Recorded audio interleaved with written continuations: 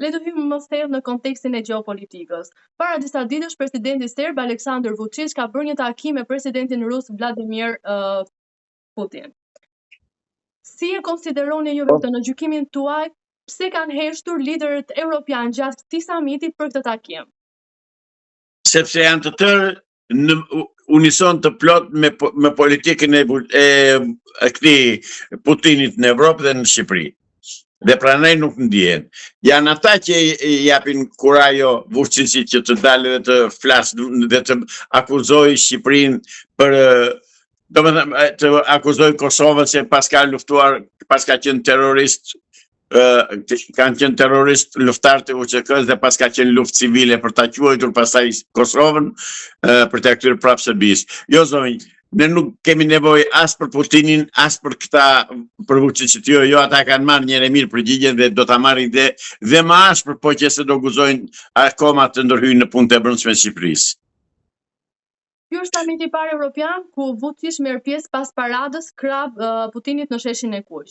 Apo e përkëdhet më shumë se ç'duhet Bashkimi Evropian Serbinë sipas jush? Bashkimi Evropian zbaton direktivat e Moskës se tërmet të mos bëj luftë, mos i sulmoj Putinin dhe binden Putinit në mënyrë të verbër. Dhe janë të detyruar se s'kan nga e mban sepse e kanë kërcënim serioz, sepse Amerika i tha Evropës mbrohu vetë.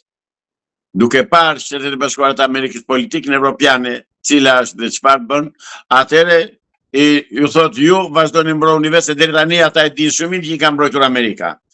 Dhe një braktisje e Amerikës do të thotë një vdekje për europianët. Prandaj u bën mirë dhe ata edhe më shumë do t'i braktisë akoma dhe unë shikoj që Putini duke parë që nuk mund të çajë ndryshe se vetë syn dot, natyrisht, se dhe ai nuk shta qëtërim sa e mban veten, kërkoj që t'i bëj aleat këta kundër Amerikës. Nuk do realizoj gjë as Putini, as këta. Të gjithë këta zonjë i bashkon antishqiptarizmi. Asgjë tjetër. Po reagimin e presidentes së Kosovës Vjosa Osmani ndaj Bashkimit Evropian për mos ndëshkim në një farë mënyrë të Vučić, si e konsideroni juve, i cili është bërë lajm dhe ka bërë një jehon? Për mos ndëshkim të kujt? Të Vučić, për takimin që ai ka bërë në Moskë me Putinin.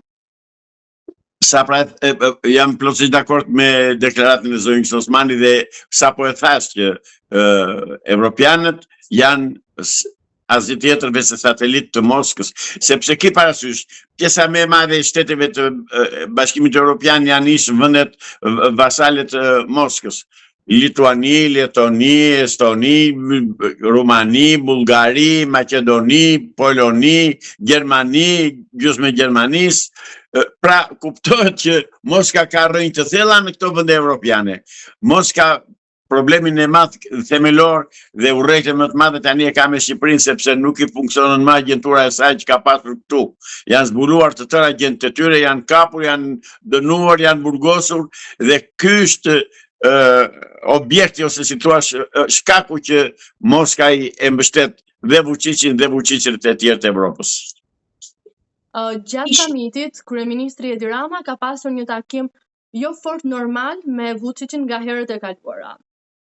Dhe ka qenë po Vučić i cili është larguar më herët dhe nuk ka marrë pjesë në darkën në drekën e organizuar nga kryeministri shqiptar Edi Rama. Si e konsideroni juve këtë largimin e hershëm të Vučić duke më njanuar disi Ramën ose anashkaluar?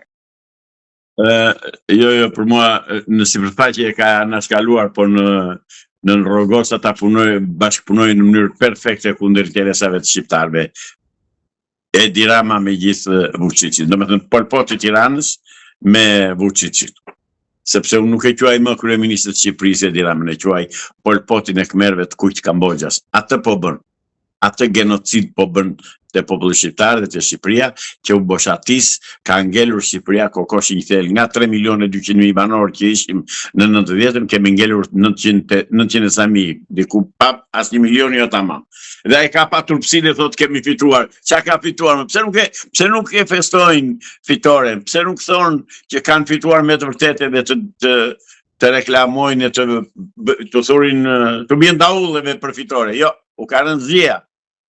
Jo atyre, po edhe këtij tjetrit, miku të ngushtë dhe bashkëpunëtori të ngushtë e Edi Ramës, Sali Berisës, dhe ati po kështu i ka rëndësia.